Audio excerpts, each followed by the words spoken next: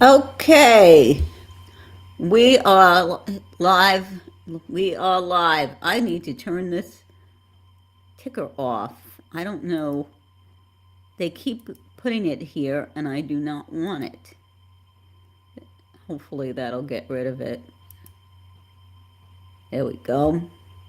Okay, so the Endless Engines Challenge is over. I got it in. Let me see if I could. I have this video. Let me see how one starts it. Um,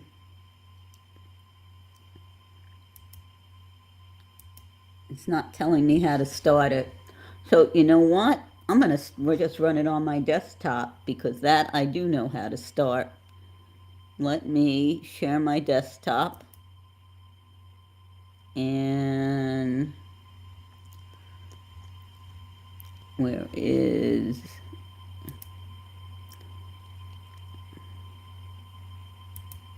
here we go.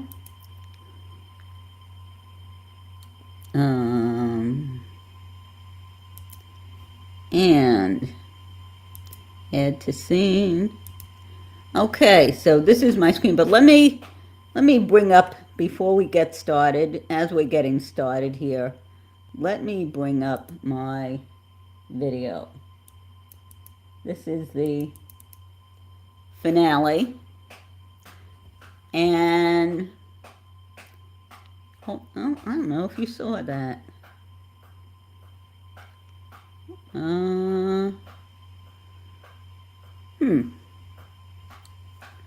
Okay, you're supposed to be sharing a screen.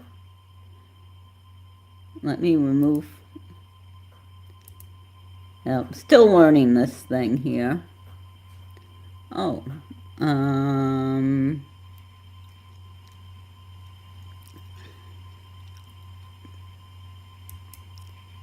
yes. All right. So now let's add to scene. No, that's not it. Okay, I thought I had it all worked out. So let's add this to the scene. Let's see if we can get it to go. Here we go. Show you it. And here is the video. A little slow start here. So that is my final entry. And it's obviously the car is not a perfect car, but I'm kind of proud of it.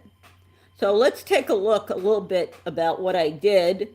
Let me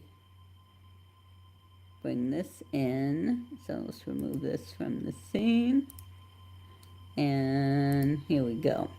So now you are looking at my cinema, and you can see what it looks like and it goes kind of slow once it starts turning. And I wanted to show off the back, and you can probably see the prancing horse a little bit better almost here. And so I took advantage of of the resources I had. They did give us a basic scene.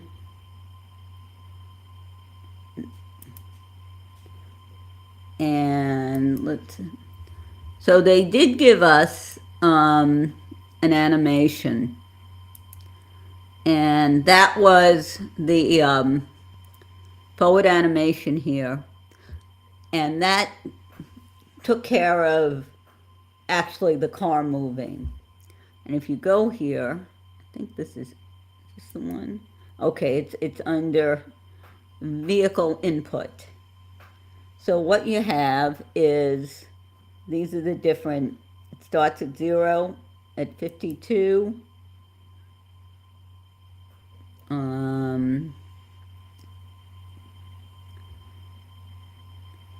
They change the,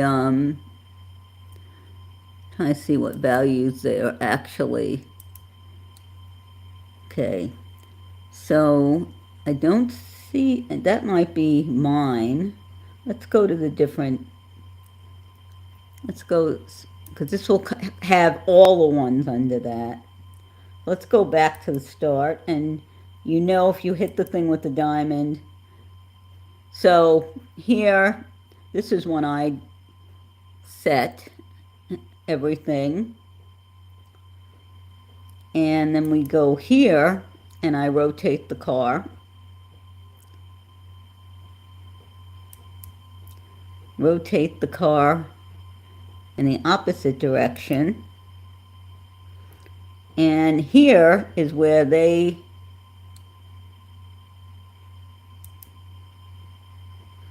let's go up to 92. So this, I think, is in here somewhere. But point is, they provide the animation that slides the car in and moves it forwards. And I took advantage of that. Because basically what happened is I spent probably 98% of the time on this. I think I calculated, when they ask you, when you turn it in, they ask you, you know, how many hours you spent. I had estimated about 50. Could be wrong. Not sure. But I did, that's probably not too far off. And probably 47 of those hours was dealing with the car, because that's really, for this particular setting, for this particular challenge, that's the hero. And then I said, okay, I need some kind of background, so, and some kind of texture. Most of the textures I borrowed, I used the Grayscale Gorilla. I used, for the atmosphere, the lighting, I used their Octane Sky. I used one of their, that's how I got the sky. So that, let me show you, so you can see this. So I had the sky, I had asphalt, which I made. I basically, typical thing, downloaded the texture files, the image textures, and put them together, and I can show you that. Well, I can show you that when this, hopefully my cinema is not hanging here. Oh, let's see. All right, that looks like it's, so you can see that sky there. And you can see what the car actually looks pretty decent in render. I did triple I think triple subdivisions for the render, and then double subdivisions for working on it. But you can see this nice little sky that comes from the Octane Sky. I used 2 spotlights to spotlight the car, one on each side. And notice I made them a children of the animation, so they would keep up with the car and follow along with the car. And let's see what else. So I did the lights. Now I needed a background. I couldn't just have, you know, sky and asphalt. So what I did is I happened to, if you are a Octane, if you use Octane, they were giving you last year every month a free kit from Kitbash. And one of those was Neo Dubai, and it had some really cool buildings. So I borrowed those, and actually quite a few of them, because I needed to put them in the background. I just wanted them kind of as a backdrop. So I had something, and that was, I used all of these buildings. So that's basically copying and pasting them from, the way Kitbash does it is they give you a C4D file that has all the buildings and the assets. You simply, let me fix that. You simply take advantage of it, copy them over into your particular project. If you're going to use all of them, you would probably want to just take the original project, make a copy, save a copy of it, and then rearrange stuff as you see fit. I just put them in kind of as a background. So I just grabbed enough so that there's something there. But I thought they looked cool, and I thought they kind of went, and Dubai kind of, you think of there are quite a few wealthy people in Dubai. Ferraris, you think of wealthy people owning Ferraris. So it sort of went together pretty well in my head. Um, so let's see what else. The stickers. Now, those were interesting. Basically, the stickers uh, for the car, those were actually, for the tires rather, those were actually fairly straightforward. I did not really run into any issues putting them in the, uh, right here is where they would be, right in the center. And I didn't really run in, that was worked perfectly. So I said, okay, now I need to stick them on several other places. The problem I ran into is, for some reason, the technique, let me show you a few things with the materials here.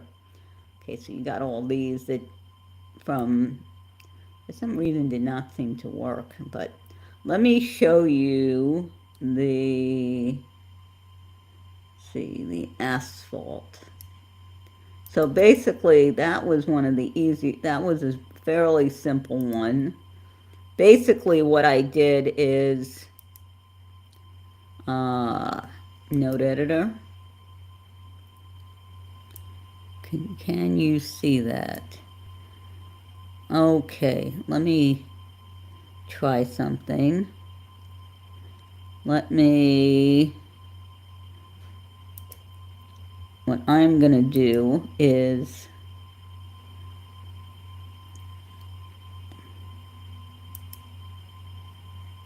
exit screen share. Okay. Now, I'm gonna share. I really want to share the whole entire screen. So that would be this. And there you go. So you can see now we have our graph here. So I did the projections as box. I had the transformers hooked up to the albedo, the roughness, I used this as a normal, and then displacement, which I took down a little bit. I thought it was a bit much, so I brought that down from, I think it was 10 by default to 4. So that was my asphalt. How I made the decals was actually kind of interesting. What I did is essentially I took the, well, in this case I just took a black material, and I did these are the composite materials, and material 1 would be my black, material 2 would be, so it would be the color, material 2 would be the decal. Now the decal, when you set it, the borders to black, for the one going for the material, it's set to normal. The mask is exactly the same, except you change this to alpha. And there you go. Let me show you another one, because I also ended up, let's see if this, if one of these does it. Yes. So if you have a complex material, because this, most of the car paints from Grayscale Gorilla are already composite materials. So I simply had to add another material, and again did the same thing. I made a submaterial in diffuse, and I made that the material, and that is your sticker. I did the exact same thing with, well, then I took the same image texture, duplicated it, and just changed the type to alpha. So I'm mixing a complex material with adding a material for the sticker. So that was one problem solved, and it worked perfectly for the wheels. But it did not work when I had to do the decals for the sides and the front and the back here. For some reason, even though I did the same method, I did a polygon selection. I put that material in for that polygon. It would not take it. I have no idea why. If you know, if you've figured out how to deal with that in a proper fashion, please put a comment. I'd love to know. Put a comment for the video. But what I ended up doing is kind of a kludge. I basically ended up taking a plane, sticking the material with the decal on the plane, and then kind of, plastering the plane on top of where it needed to be.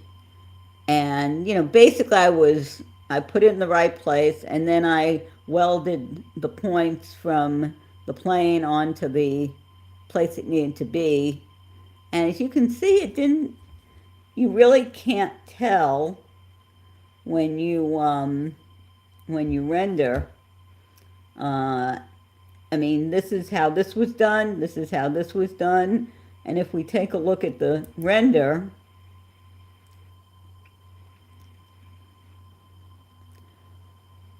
you can see it's not easy to tell that well, this one doesn't came out quite as perfect, but you can't tell with this. The other thing I did that you can see right here is I decided to I felt the wheels should turn and look like wheels. They should turn when you're going forward. They should turn to going when you're making rotations. Now, originally I had the wheels as part of the where you take the symmetry. Well, that's not going to work, okay? Because when you adjust the wheel to go to the wheel that is the part that you're controlling in the symmetry, and you make it go in, it's going to make the other wheel go in, it's not going to put the wheels both going in the same direction. So that is a problem. That is a problem. And so what I had to do is now here's the trick that I did. That I basically had the car in symmetry with the wheels. I put a block against the wheel, the symmetric wheel, not the original wheel. Then I was able to essentially make a copy of the wheel and then rotate it, because obviously the hubcap needs to be sticking in the other direction. I can turn the symmetry off, and I can put the wheels in the exact spot that they need to be. And that really helped. Now, there was one tricky thing, that if the axis of the wheel is not correct, is not in the center, it's going to be, so what I did, I thought that was off, turned itself back on.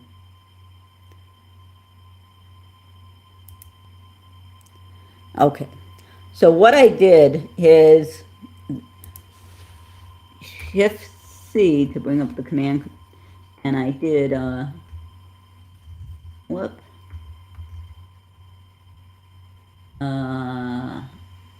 let's see, center access. It was one of these, so let me see something. We can do something quickly to, so here's a block. We're gonna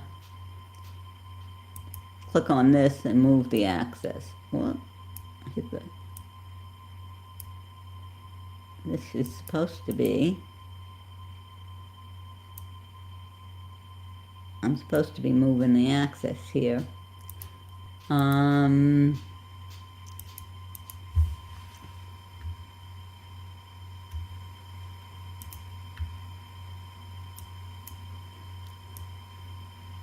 Well, it doesn't, for some reason, but basically, let's see if I could, maybe I'm in the wrong mode to do that. What mode am I in? I am in, let's put it in object mode and see if I can, basically what I want to do is move the axis off center. And then, let's see, Shift C,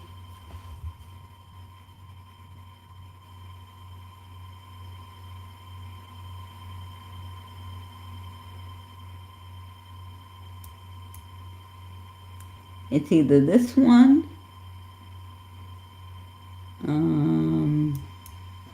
one of these two. I think it's center axis too that that worked, and that put it right back right in the center of the wheel. And that is how I got the wheels to have a perfect axis. So when I turned them left or right, or it, you know, it worked correctly. The if you rolled, had them rotate, it worked the way it's supposed to. So that was another key, is you need the axis in the center when you are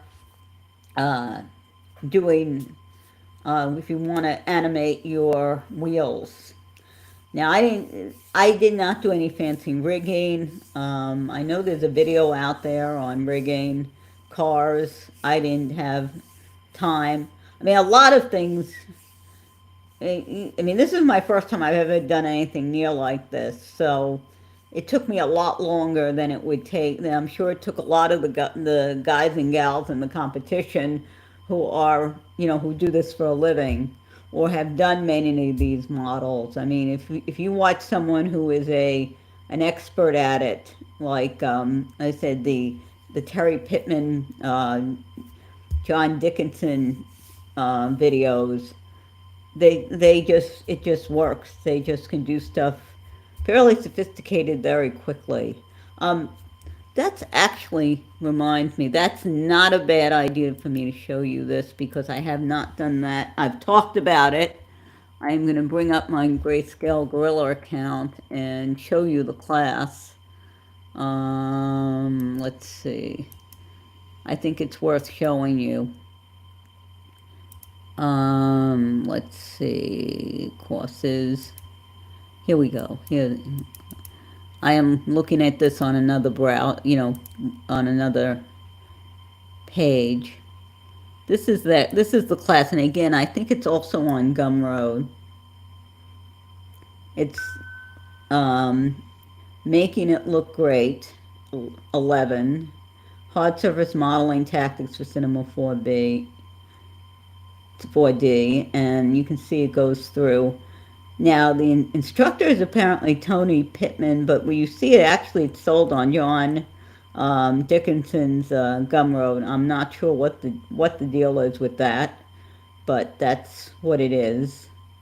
But I would, if you're not a member of Grayscale Gorilla, you know, and you want to do modeling, it's like $50 on Gumroad. It's well worth it. It is a little older, but the techniques are evergreen. Okay, they do not, you know, they do not go out of date. Now, I probably, you know, when he did most of his examples, he was actually literally, in many cases, literally drawing the polygons, polygon by polygon. Um, my experiment with that did not work. um, what I found is the freeform, I think they call it the freeform deformer, on a, starting with um, a rectangle in the dimensions of the car, got me somewhat there. The issue there is you're squashing things. It can mess up your topology, so you have to really be careful about that. Probably want to start with very low polygons. And most of my topology is fairly decent. You can see some areas it's not that great, like around this wheel here. Not that not that great topology. The other thing is, and I don't know why this happens, you'll select something and you'll select a random group of faces, and you know, two of them will have the normals in the wrong direction. Don't know why, but that happens. So let me see. So I showed you the video, and let me see if I could show it again so you can see it. If you, and you can see I liked it kind of like a twilight. It also showed off the lights that I did. So that was kind of cool. I really liked how the lights, the HDRI combined with the spotlights worked out to accomplish what I wanted to, which is, you know, give a nice atmosphere, but show the car. Maybe I didn't want it to show too close because this is my first model and it is not a perfect model by any way, shape, manner, or form. So, but all in all, I am happy with it, and it'll be interesting to see who ends up actually winning this competition. I've seen a lot of super creative stuff out there, but you know, it's whoever ends up winning this, whoever gets first place. To me, they're like a cinema or a car modeling god, because it is hard, and it's hard to get it perfect. So, you know, let's say in anticipation, congratulations to to the people who are gonna um, win. Congratulations to people who are gonna be in the top 100. And I don't know if my classmate actually, if she ended up entering. I hope she did. And I think she has a she's good enough. She's good enough. She would have a chance at the top 100. Um, but I you know, I'm a grinder. That's how I just put the time in, you know, to kind of make up for my not as much ability as the other participants. Let me see if I can change the timeline here and show you the back a little bit. Go this way. Here we go. Now, I don't know if you can tell here, I did do the three exhausts, and I did the little lights back here. I basically used not neon textures for the lights, and kind of a neon texture. These are the spotlights. lights that you can see here. So anyway, I have been talking for the last little less than 40 minutes. So I'm going to end it there. Let me see if I have any comments. I doubt it. But hopefully, if you watch it, this stream, you will find it interesting. Hopefully, you're encouraged to enter in a future challenge. It's definitely worth it because you're going to learn a lot, but just be aware that it is going to be time consuming. Be very careful when you submit because they are very particular. They designate the frame rate, they designate the aspect ratio. So they said it was either 1920 by 810 or double that, for higher resolution. And you have to get that right. I got that wrong last time. And you can, I mean, this was original, their project was set to put it out and as an MP4 file from Cinema. I chose to put them out. I do things in .exrs. I bring them into DaVinci Resolve. I happen to have found a nice LUT, which I thought gave it a richer look. So I used that and double and triple checked the aspect ratio, the frame rate, and all that. So hopefully I will be in the montage when they take all the entries, and this is going to be several thousand probably, and put it out there for everyone to see all the legitimate, all the entries that were not disqualified. And he does do his best to make sure people know how his process is in separating the correct versus the incorrect entries. I mean, he literally sorts them by frame rate and, all the different things he's looking for in terms of being a legitimate entry. Oh, and one other thing, the windows.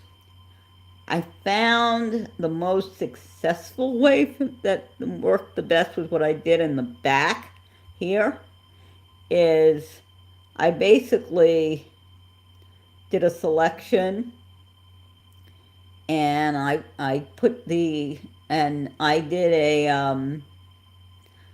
I think separate and detach, so I made it a separate thing, but then I I extruded down the original one just a tiny enough, just enough so when I have the textures on the actual window, I'll see those and I won't have any of the textures from the original body peeking through. Now you can delete the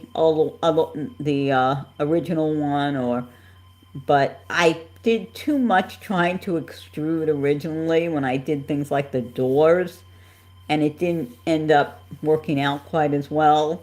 So that's something I'm going to, remember. And the one thing that for most things did not work out well is trying to do some kind of Boolean, just stick things in. Now I did do that for some of these pieces here and this, and I did make the mirrors separate, and then just stuck them in. I originally did the right mirror, so I had to redo it for the left mirror because of symmetry.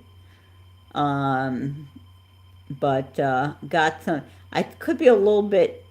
I think it's a little bit too long, and it should be a little bit shorter and rounder. But it is what it is. So anyway, thank you for watching this. I don't know if anyone watched this live, but if you're watching this on a replay, thank you. And if you have any questions, put them in the comments. If you know why textures won't go on polygons, put them in the comments, and I will speak to you next time. Take care.